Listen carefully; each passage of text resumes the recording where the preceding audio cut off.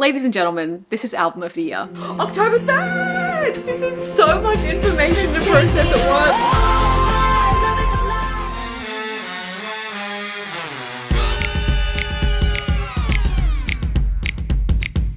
Hi Showgirls! I hope you enjoyed that intro. I've really just been dancing around getting ready to the Burlesque soundtrack, and I think that's going to kind of power me through the next few months. So The Life of a Showgirl. This album is officially going to be everything that was going on behind the curtain. Not only today did we find out what the album cover looks like, which, a moment for this, we also got the full track list and found out that the album comes out October 3rd, the 3rd of the 10th. 13, because of course. I'm really proud of my mum. She texted me this morning. I just love watching other people connect those dots and join us in this insanity. I can't believe how like energized and excited I feel. Like I feel like I snorted a line of Taylor Swift confetti. It has already been such a joy witnessing the world's reaction when Taylor Swift does anything, but especially today. I just love being a Swiftie, being a Taylor Swift fan, someone who enjoys her music and her craft and all of this that she does so much. And I really just hope everyone has something like this in their life, whether it is Marvel or football or anything in between. Having a passion like this just fills my life with so much joy. Today in particular has been so exciting and overwhelming in the best way, almost in like a sensory overload. The closest example I could think of is like that scene in Willy Wonka when they go through that tunnel, except everything that is being shown is really exciting and fun and positive. I've got to say, most of all, I love that the reveal came from Taylor herself. I talked in my video the other day about how the post was like a collaboration post with the New Heights podcast and how it was so bizarre finding out the name from that rather than just like her own feed. So I'm really glad that it wasn't in the podcast where I, you know, saw the album or these song titles. It just feels right finding that out from a Taylor Swift official Instagram post. And I really hope that breaks some kind of record for her. So since we learned the title, The Life of a Showgirl, less than 48 hours ago, I've seen a lot of people talk about how they think Showgirl would have been better or more fitting. And I totally see the vision for that. I could understand how that would be really iconic. But to me, after listening to Taylor on the New Heights podcast, the full title just makes perfect sense to me. It's not about that showgirl on the stage under those bright lights. It's about what happens in those moments after that. This album begins the minute she steps off that stage. The last era we saw her in on the Eras tour, like performing each night, was Midnights. You know, she's in this bedazzled bodysuits performing as a showgirl, if you will, and then exits off stage through this orange door into the next era. It's finally our look into behind the scenes of the Eras tour, just not quite in the way we expected. The reason I wanted to have it sort of like an offstage moment as the main album cover is because this album isn't really about what happened to me on stage. It's about what I was going through off stage. By the way, if you hear pitter-pattering, it's just these two cute little dogs that I have here with me, which you will see in a minute because I did record my reaction to learning everything this morning and they both made cameos. So I have so much to say, obviously. In this video, I want to break down all the information we know so far and I want to go through everything they talked about on the podcast and what that means. Okay, so can we please talk about these photos? Firstly, the cover. It's giving fishbowl, it's giving Ophelia, it's giving recovering every night in the bath she took after the Eras tour. I really love the little abstract pieces, almost like shattered glass mirroring different reflections of her. To me, it looks very similar to the, pardon my French, the cuntiest outfit she's ever worn, which is of course this. And I can't wait to pick up more context from this photo once we've actually heard the album. But for right now, it just really feels, I mean, honestly, kind of like a mirror ball, like something so bright and shiny that is maybe a little bit shattered. And speaking of Ophelia, the fact that we have just closed out the chapter of the Tortured Poets Department, you know, an album that was pretty much telling Taylor's story of, you know, her journey of heartbreak and love through different literary references on each track, to now open TS12 with Ophelia, a direct Shakespeare Hamlet reference. I'm so excited. Now, I think this photo might be my favorite from the entire photo shoot so far. It's just like the definition of showgirl. I think if I had to pick a different one for the cover, it would be this. And this one just reminds me so much of Zac Efron in High School Musical 3. And I know if you're like me, you already know what I'm referencing. You know I'll always be around through anything you can count on me.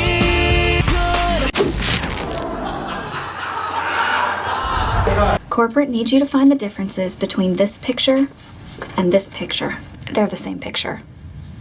And my other favorite is this one. It really truly gives like showgirl off duty, almost a vibe of like smoking a cigarette before or after a show, getting that little personal glimpse into a performer's life. Oh, this album's gonna be so juicy. I haven't fact checked this, but I am fairly certain this is the same room where Delicate was filmed, and also maybe Don't Worry Darling. The very thought that we might get music videos for this album, which I personally think we will get a lot, hopefully the same amount as like 1989 and Midnights. If it weren't obvious, this album is going to be pop perfection. So I'm expecting the exact same treatment as that typical album rollout. And with the track list, I wonder if it's going to sort of tell a story chronologically. We know that this is about Taylor's life behind the scenes of the Eras tour. She was writing it whilst on the Eras tour, about, you know, what was happening in her personal life at the time, which was just felt so special for her to tell us that in such an open way. If you guys are newer fans, Taylor used to open up a little bit more on social media and more so in typical, what would we say, typical media formats like interviews. But this podcast today was just like more open, more honest, more comfortable than we have seen her publicly be in years when communicating and conveying information to us. So it's so beautiful that she has this built-in dedicated space with people she feels incredibly comfortable and safe with to like announce this for us. I remember thinking afterward, I didn't have anyone I could talk to who could relate to what I,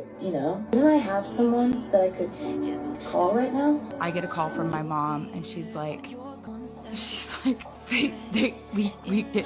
got your music. Happy you were there when that happened. I mean, I was... Because I could not stand. Yeah, I mean, I started crying too, you know. Firstly, with all of the information we have today, let's review the predictions from my previous video. So I guessed 12 tracks from Taylor Nation's Instagram post. That is in fact correct, and the last one is in fact featuring Sabrina Carpenter. That was like a more direct line of communication or Easter egg than they have given us in a long time. It was kind of just like, hey, here's how many songs there are. And the 12th one, that's where Sabrina is. Said it would be a glittery gel pen album. That is also correct, and something that I am dying of excitement about. I said that I had decided it was with Max Martin and Shellback based on just that playlist alone, and this was in fact confirmed. Like I said in the previous video, I love Jack, I love Aaron, but I'm so excited for Taylor to be, I was gonna say trying something new. It's not new because obviously she's worked with them a lot in the past. To be doing something different than what she's been doing in her previous recent album. I for one am thrilled about it. And finally, I said that there is a possibility it could be a double album. I suggested a possible theme, and it's looking like that won't be true. Taylor in the podcast said that it is just these 12 tracks. It is a condensed, shortened, in my mind, perfect album. I think there's gonna be no skips, but likely no bonus tracks either. I mean, if we look at Reputation, she didn't have any bonus tracks either, and that's a perfect album. So I think we're in for a treat. Also, one of you guys pointed out that in my video 3 years ago, predicting Midnights, when all we knew about it was like the title, I think, I basically predicted the concept for this album, down to the name. It also really reminded me of sort of Showgirls with like the, you know, the nightlife, the really glamorous beauty, and then contrasted with kind of the darker elements of that world. What goes on at night after the show, you know, when you might be left alone with just your thoughts. This is an edit I made for what I hope the sound might be like, the vibe. And then this is kind of what I would hope for some of the looks we might get, the vibe for music videos, appearances, live performance, that kind of thing. Maybe in this video today, I will accidentally predict TS14. I'm just so excited for everything we have to discuss. I have so many different video ideas already written in my notes app. If you would like to join the madness of this album rollout, you can subscribe down below. Next week, I will be doing a full in-depth analysis of the track list and explaining what I think each song will be about. So give this video a like if you would like to see that, and let me know which track you are most excited for. Personally, Father Figure and Eldest Daughter just are like swirling around in my brain non-stop at the moment. Also, just a bit of random information. I'm staying at a friend's house right now, which is incredible because this is a fellow huge Swiftie that I'm here with. To get to experience this with someone else is a joy, but there were no matches in the house, and I really wanted to like set the scene nicely for you guys with some candles. So I had to walk to this like random tobacco corner store and buy a lighter, and then proceed to ask this man to teach me how to use it. I don't know, the concept of lighters and using a lighter has just always terrified me. So if it weren't already obvious how uncool I was in high school, I hope that really solidifies it. That is just the life of a showgirl named Ali. Please drop a candle emoji in the chat below, because personally I think these were worth the walk. I think they look cute. You'd think I would have learned how to do this for the Midnights album, but at least I learned. And look at what I can do now. I feel so cool, like we're at an 80s concert. Okay, let's talk about some more things. So Sabrina and Taylor using that same font that I talked about, what was it, 2 months ago now, thinking that was a clue that they were gonna work together. I think I presumed maybe it would be on Sabrina's album because we just didn't have any inkling that TS12 was coming anytime soon. Sabrina's website the other day also did say like August 12th or August 14th. I'm holding out hope that Taylor could also feature on Man's Best Friend, but I guess not. But I cannot get over the looks in these photos. Like the entire aesthetic of this album, obviously, according to that video, exactly what I wanted Midnights to be. A lot of it really reminded me of that kind of sexy, mysterious Taylor in the Wildest Dreams part of the Eras tour on the stage screen that lit the Lover House on fire and burned it down. For the past year, I'd been thinking, oh, that's Tortured Poets Taylor, but now, honestly, it kind of makes more sense to be Showgirl. And when you look at the material here, like I cannot even begin to fathom the merch and the pieces that we might get attached with this album. I personally really love seeing fan-made stuff, so if any of you guys have a small business or know anyone that does, let me know. I just think fan-made art and merch is the coolest. And also on that subject, just a reminder that if you don't buy anything, that doesn't make you any less of a fan or any less valid in your appreciation. Like vinyls are really expensive, cardigans are really expensive, and none of these things are essential to enjoy music, which is, you know, really what we're all here for at the end of the day. So please don't feel pressured to have to engage in anything like that if you don't want or are unable to. I think besides a cardigan, the merch piece I would most like to own is this chair. This chair being the same as Vigilante shit is just incredible. Oh, and I also think this back cover photo is actually my favorite of all time. Is that the one I made my lock screen? Yeah. That immediately had to become my lock screen. Let me know which one you guys made yours. Okay, so before I get into breaking down everything that was said on the podcast, I will share with you guys my reaction from this morning. Now, again, I am at a friend's house. I was trying to be cool, calm, collected, and respectful, and yet still, I was not prepared.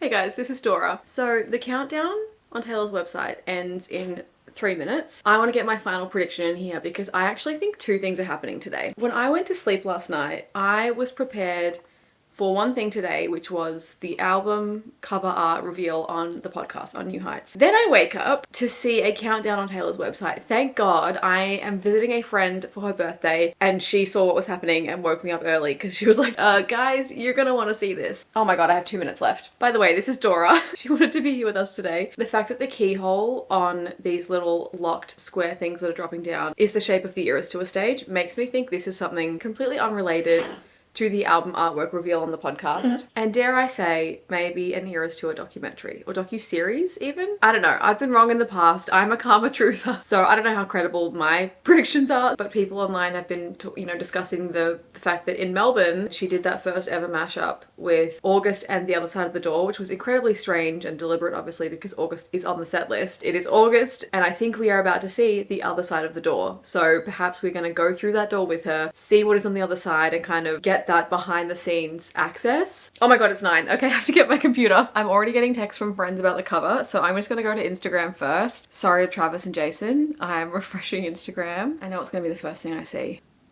Oh, wow. The woman was too stunned to speak. It's different to what I thought it was gonna be. And by different, I mean, I think that I just didn't anticipate her being in water. These are the most insane photos I've ever seen. This is like a completely different side of Taylor that we've never seen before. I'm just so excited. She looks unreal. There's track lists. There is a track list. The Fate of Ophelia. That's crazy. At my friend's baby shower yesterday, we were discussing the name Ophelia for her daughter, if she had a daughter. Elizabeth Taylor. Opalite. Father figure. She just tweeted as well. Album producers Max Martin, Shellback, and Taylor Swift. 3 people I love a lot. Sorry, Dora, I scared you off. Oh my God. Ruin the Friendship. Not the Demi Lovato Nick Jonas cover. The Fate of Ophelia, that being track 1. Oh my God, this is too much to process. Elizabeth Taylor and Opalite are jumping out to me because I was just talking to a friend yesterday. Oh, this makes sense. Didn't Taylor say in a video last year when she was showing off her ring something about Elizabeth Taylor? This is unreal, Kelly. Opal and blue topaz. Happy birthday. You really, I mean, this is like a present for Elizabeth Taylor, not me. You're my Elizabeth Taylor. Father figure, shout out George Michael. Eldest daughter, that's interesting. Oh my God, most of my friends are eldest daughters. I'm very excited for them. Ruin the friendship. Actually romantic. Wish list. Wish list with dollar signs? K dollar sign ha? Pop sensation key $sign ha. Oh, you mean Kesha? Sorry, my eyes jumped ahead. I've just seen track 12, The Life of a Showgirl featuring Sabrina Carpenter. I know in my video the other day I obviously like confirmed it to myself that she was going to be on there. For Taylor to confirm it to me, that's a different thing. We also have Wood, Cancelled, and Honey. Oh my god. And baby, that's show business for you. New album, The Life of a Showgirl, out October 3rd! This is so much information to process at once. He asked me what day it is. It's October 3rd. On October 3rd, he asked me what day it was. It's October 3rd. I don't know if any of you guys have seen Freakier Friday that just came out. Anna's wedding day was October 3rd and I was like, wow, that's a cute little fun nod to her being in Mean Girls and it being Mean Girls Day. But no, all along it was an Easter egg for The Life of a Showgirl. Oh my god. This one photo I'm looking at, I'll put it here. I have no words. Whoa. Okay, this one is my favorite. This one is my favorite by far. And I think it's because it reminds me of Bleach Color era Taylor. Like all of the, oh my god. The like shimmery kind of, oh my god, what's the word? I'm sorry, I'm so speechless right now. What a day. Well, I don't even really need to watch the podcast now, but I will, don't worry. Enzo, come up here. We have another friend. Hi bestie, this is Enzo. Enzo, isn't today such a special day?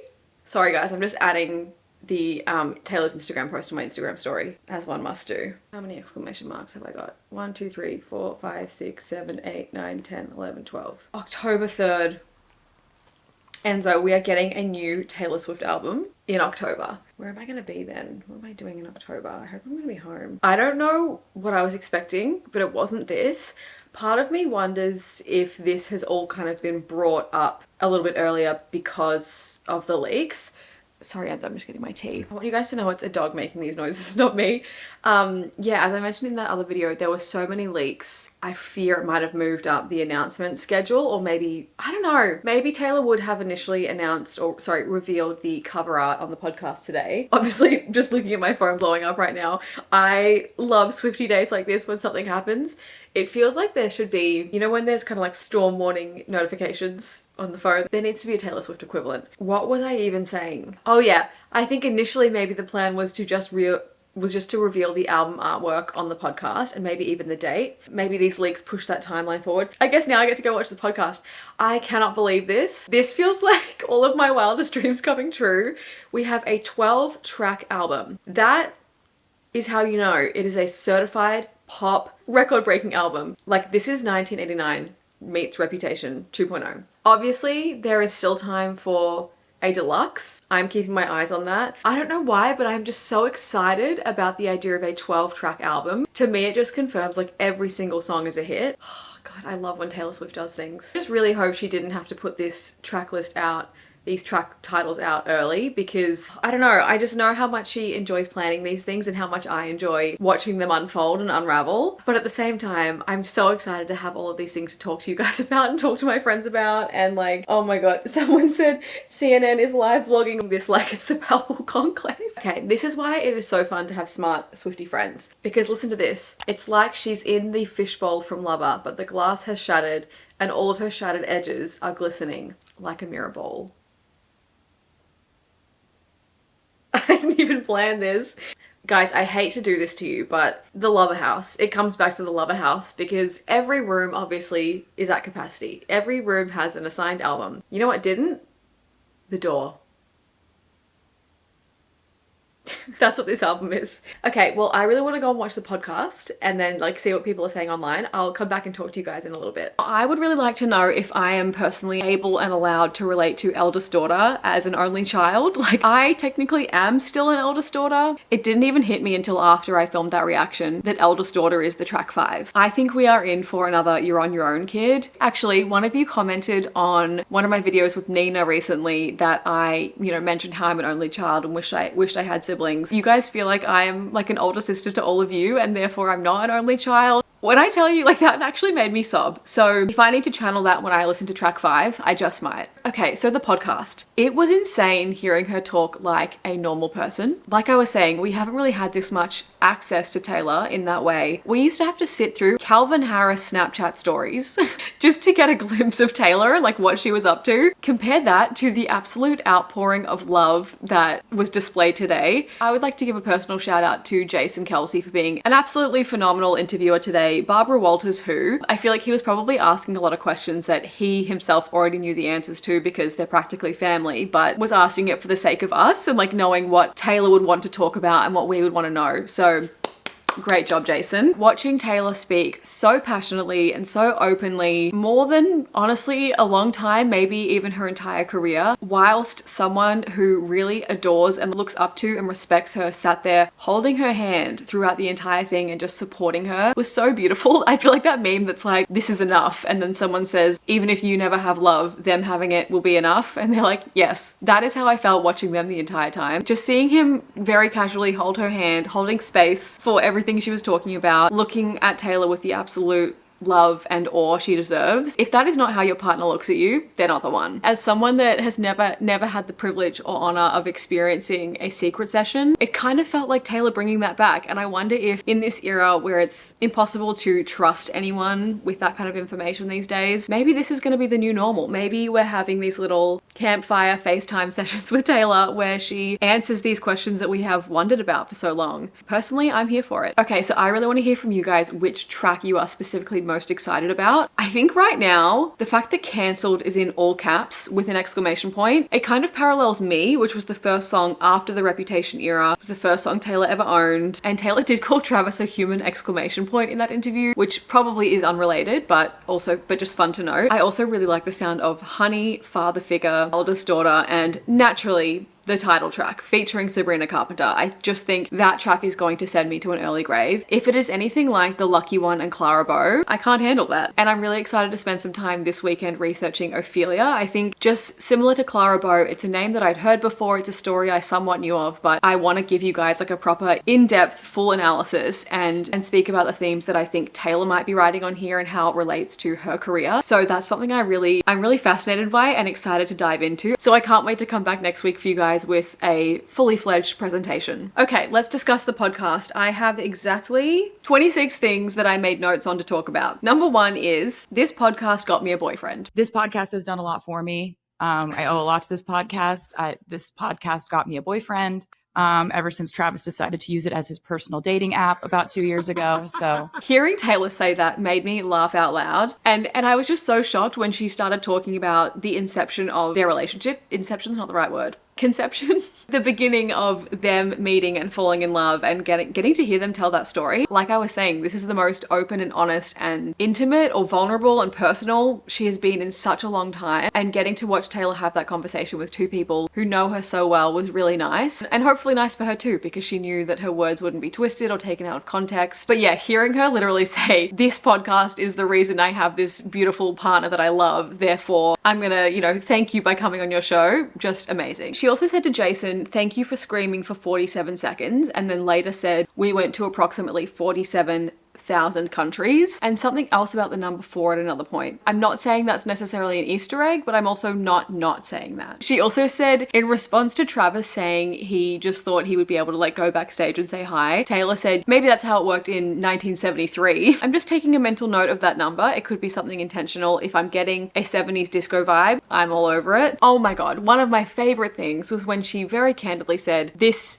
love and this relationship is what I've been writing about since I was a teenager. this is sort of what I've been writing songs about wanting to happen to me since I was a teenager. Yeah. That is something that we personally have said, and hearing Taylor herself openly say that, again, it's just so beautiful. I'm just so happy for her. Being loved out loud and celebrated so proudly is everything she deserves. And I think the fact that kind of her 2 biggest dreams have come true in this instance and will maybe be sung about on this album, which is finding that love and owning her work, because she talked about how she'd been saving up since she was a teenager, wanting to do that, and now she does. Girl, I'm just so happy for you. I also freaked out hearing her say the word word first date. Jason, on our first date, I legitimately asked him what it was like when the Chiefs played the Eagles in the Super Bowl and he looked across the field, across the line of scrimmage, and saw his brother standing on the other 5 feet in front of him on the field. Like, hearing Taylor Swift tell us about her first date with Travis Kelce sent me into a different orbit because it feels so foreign still. And Taylor, don't worry, I also used to think that everyone in football was on the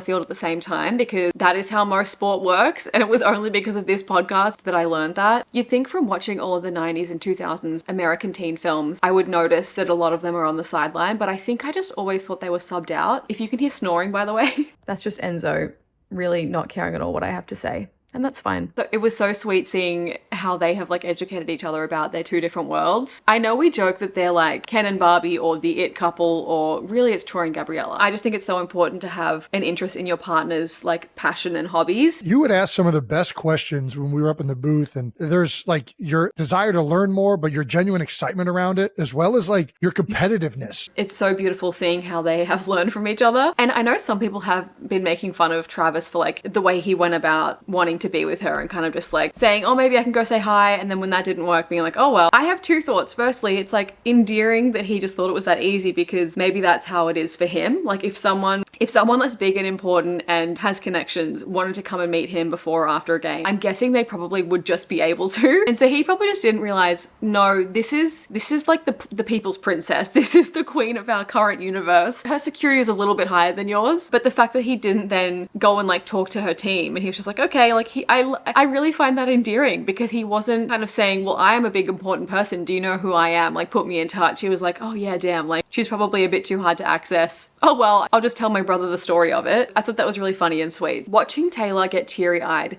telling the story of how Andrea and Austin were the ones to go into bat for her, pardon the sports pun, but to go and like represent her and have that conversation around buying her masters back was so incredibly sweet, and also just so full circle, because it was Andrea that was there in that car with her, taking Taylor around Nashville, trying to help her get that record deal. And now that she has, Andrea and Austin went into the Disney Channel building and they sat down with the president of Disney Channel and said, I want to make history.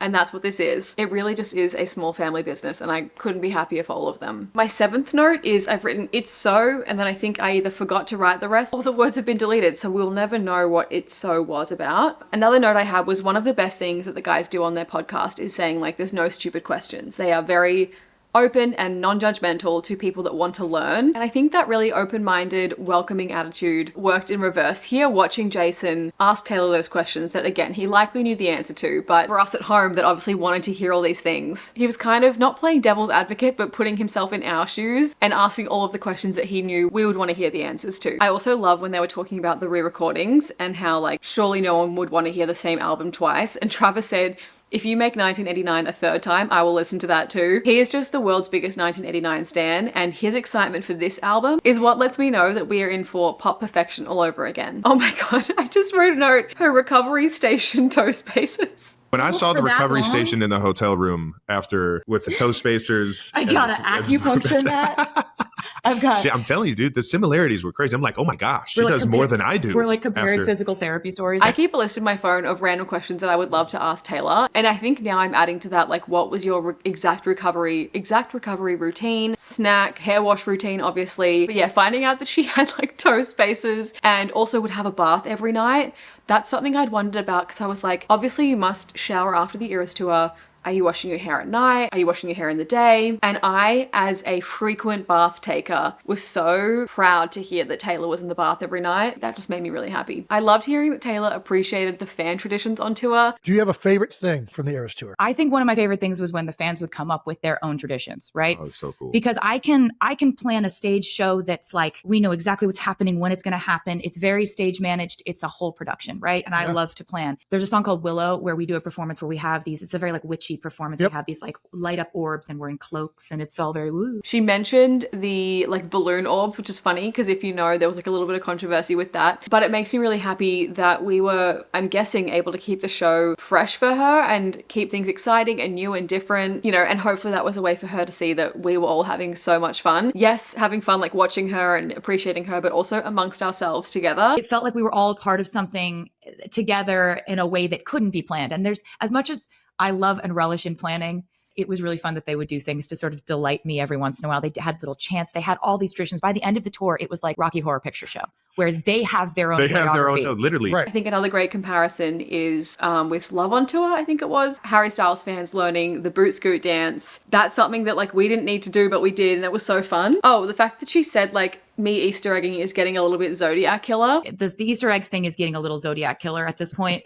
I'm like, as long as they like it, you know? The fact that she knows we call her the Zodiac killer. I'm just like, wow, you really do see all of our tweets and videos, huh? I wrote this one in all caps and it's number 13. She said, I'm never going to plant an Easter egg that ties back to my personal life. How do you go about knowing how to do an Easter egg? Well, I have some parameters. The art of the Easter egg is that there's do's and don'ts, right? Like I'm never going to plant an Easter egg that ties back to my personal life. It's always going to be towards music. I think that is so important, and I think maybe is even a little way of her trying to place a boundary, you know, which is important. I see people sometimes speculate about like the name of a bag or a shoe that then must certainly relate to something in her personal life, and more often than not, it is more about, it's about her work. When Jason said, what is numerology? And Travis jumped in saying, I'm 87, she's 13. It's that simple. What is numerology? Like I'm 87 and she's 13. Yeah, literally it's that simple. Just numbers. And 100. 13 plus 87 equals 100. That's numerology. I just know she was so proud of him. And then Taylor saying, and those numbers add up to 100. It's like, she is right there with all of us in these things that we've been saying. Jason saying he also loves 13. And like, what does that mean? That they both love 13. And Taylor replying with, well, it means we're family. It's not for everyone. My favorite number is 13, though. It always has been. Travis. I know. Yeah. And that's part of the numerology of why we're dating. What does liking the number 13 say about us? It says that we're family. So beautiful. So beautiful. I love seeing her loved publicly. And then in all caps, I've just written, Abigail mention. I remember when I was a teenager, my parents would always, the big fight we always had is I'd sneak my cell phone into my room and be talking to my best friend Abigail under the covers all night. I just get really happy anytime she's brought up. This was a hard one. Hearing Taylor talk about the role reversal of taking care of a parent, that made me really emotional, honestly. I didn't expect her to talk about her dad and his surgeries on this. Even her mentioning having to help build a shower chair for Scott. Like, these are things that I did and they're such visceral memories. Obviously, we are used to being cared for by our parents, but anytime, which hopefully will happen for everyone, hopefully we all have the privilege of our parents aging, that we end up taking care of them and looking after them. It feels really weird and really hard. But I was kind of touched hearing her talk about that, surprised, but yeah, weirdly, but touched and a bit emotional. This was probably my favorite thing she said on the entire podcast. Don't get your feedback from the internet. Anything you feed your brain, it will internalize. Anything you feed the internet, it will kill. Think of your energy as if it's expensive, as if it's like a luxury item. Not everyone can afford it. Not everyone has invested in you in order to be able to have the capital for you to care about this. Right. Because like what you spend your energy on, that's the day. Something that I need to hear and remind myself of every single day. Talked about how she's not really online and in this industry for 20 years, so she's got a pretty thick skin, but mentioned friends of hers that could get one negative comment and it just totally knocks them off balance. And it's like, yeah, sure, give the people in your life that you value and respect the opportunity for constructive criticism if and when you ask for it. But anything besides that, we don't need to take it in. It's so funny to hear me say this. I have very thin hair, but my skin is even thinner. Like, I do not handle like negativity and bullying very well at all. I've always struggled with that. I'll always internalize it and be impacted by it. So it was a really nice reminder to hear someone that has arguably experienced the most of it since Jesus Christ himself to remind me of that. I was texting one of my friends who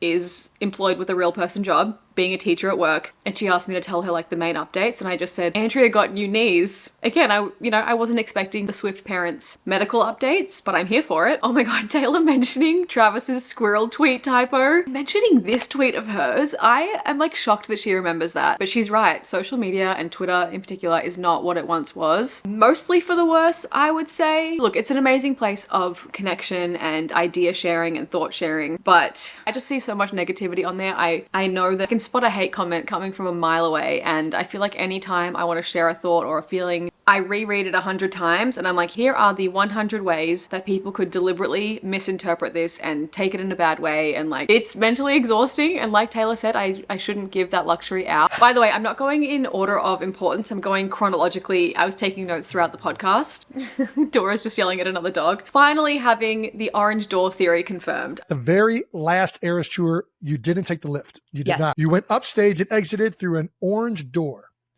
Why did you change the ending? Did you see that the fans noticed this? Because I was pretty proud of them for noticing that. I know I talked about this in the previous video because I was kind of like, I felt like it was already confirmed, but this morning's countdown paired with Taylor talking about it herself on the podcast meant everything to me. I exited through a door, an orange door to be specific. That actually was an Easter egg. The reason why I chose to exit that way is because I kind of wanted to give a little subliminal hint to the fans that I may be leaving the Eras Tour era, but I was also entering a new era. A new era. So when she said I was proud of the fans for noticing this, I was like, well, thank you, Taylor. You did train us well. Hearing the confirmation that she made this album whilst on tour, firstly, insane. If it were anyone else, myself included, I would have been sleeping all day long. I would have maybe read a book, probably not. But like those 2 years that she was touring the Eras Tour, the biggest, longest, highest profit tour of all time, I would have been resting all day. Maybe I would have picked up like a Nintendo Switch. Not Taylor. She made 2 albums. Not that I needed any further Max Martin confirmation, but I squealed with joy at the sound of that. My beautiful dream collaborators are back, and this honestly gives me hope that there's a shot that Nathan Chapman could come back for TS13, which in my mind has to be country. Taylor saying, I want to be as proud of an album as I was of the Eras Tour. That is a very big deal because I essentially said to him, I want to be as proud of an album as I am of the Eras Tour, and for the same reasons, you know? Okay. And he was like, do you understand what kind of pressure that is? Yeah, I was going to say, that is okay. For your entire career? Got it. Yeah, we can do that in one album. Let's do it. Famously, the Eras Tour is the biggest tour of all time. It is the highest grossing. It was the word on everybody's lips. It was the place to be. Completely not ever been done before, unafraid to reference or not reference. The Eras Tour will never be topped. So to know how proud Taylor would be of that and say, I want to put just as much hard work, just as much effort and impact into this album that we're creating, we are simply not ready to hear this. And for the same reasons, meaning she wants it to be about hard work and putting in effort and blood, sweat, and tears, essentially. Which, by the way, that Sweat and Sweet Vanilla is really the new You Know How to Ball, I Know Aristotle. Also, hearing her comment on how this is obviously a glittery gel pen, sparkly new pop album, Travis said, a complete 180 from the songs on Tortured Poets. And Taylor responded, oh yeah, life's more upbeat now. I've been fortunate enough to hear every single song on here, so I know they're all 12 bangers. It's a lot more upbeat, and it's a lot more like fun pop, like excitement. And I think that's a completely, like, I think it's a complete 180 from a lot of the songs on Tortured Poets. Oh yeah. And it's just, life is more upbeat. That is something that obviously has been quite visible to the public, the naked eye, but really cool to hear her talk about the fact that she can go to the depths of despair and heartbreak and loneliness and grief and write a beautiful, poetic, gut-wrenching album about that, and break records in doing so, and then say, oh, you thought I was done? Now watch me do the exact opposite of that. I wanted the album to feel the way my life felt. And this completely matches the way that my life has felt. It's a completely different genre. It has half the amount of tracks, and yet it is also going to blow you all away. I took specific note of these words. Melodies that were so infectious that you're almost angry at it, and lyrics that are just as vivid, but crisp and focused, completely intentional. Taylor made a point of saying she didn't want to sacrifice the artistry of albums like Folklore and Tortured Poets, and the lyrics will still be just as crisp. But I think with, how do I say this? The pop excellence of style. That's what I'm anticipating. I mean, Travis himself is the world's biggest blank space stan, and he said that it's non-stop bangers, no skip. I think he said he really loves Cancelled, so I'm keeping my eye out for her. And overall, I just think the podcast was such a great way to open up the floor about this and talk to us, because it kind of preemptively answered a lot of questions we would have had. Like all of these things, it's only 12 tracks. It's not a double release. It's not anything else coming. Taylor specifically said, in the past, I know I've done that. This is a return to form. It is just these select tracks, and they are all picked for a reason. Also confirming that it's Max Martin and Shellback, and also confirming that it is kind of pure pop. As for sound, I am intrigued to see what kind of influence this might have. Obviously, we have the song Father Figure. Kind of joked in my reaction about the George Michael song, but I'm like, what if it does contain like a sample of that? I do think there is room for also like some 70s influence, maybe even earlier. I would love some kind of like disco or jazz or like cabaret style music. So let me know if you guys have any thoughts or predictions on that. Like, let me know in the comments Taylor Swift songs, but also non-Taylor Swift songs that you think this album might sound like sonically. Most of all, I'm really excited for what I think will be the rollout of this album. I'm expecting music videos, interviews, live performances. I think we will see Taylor on SNL, on the Jimmys, like Fallon and Kimmel, not the High School Musical Theatre Jimmy Awards. But yes, overall, like I said in the other video, I've just never been so excited for a Taylor Swift album, which is saying a lot, knowing me. The few things we've seen so far, these visuals in particular, just have me so excited. I feel like it's a combination of the Bleachella shoot, the Wonderland shoot, the rep cover, the rep like editorial photos, and maybe the British Vogue shoot. All of her biggest serves combined created this. Yeah, and I quote, "The infectious pop melodies of 1989 without losing the quality storytelling of folklore." Ladies and gentlemen, this is album of the year. Taylor talking about how she got excited when she would understand football things, and like when they drafted someone, I was like, oh, that's me when I watch One Tree Hill and Nathan's getting drafted, and I'm like, oh, I understand it now. I'm sorry, but can we just look at that? Okay, well, I need to go and get ready for my friend's birthday dinner, but I am so excited for everything we have to come. Make sure you subscribe if you haven't already and give this video a like if you would like to see more from me. Until then, I love you guys and I will see you next time. Bye! Is this what it feels like to grow up?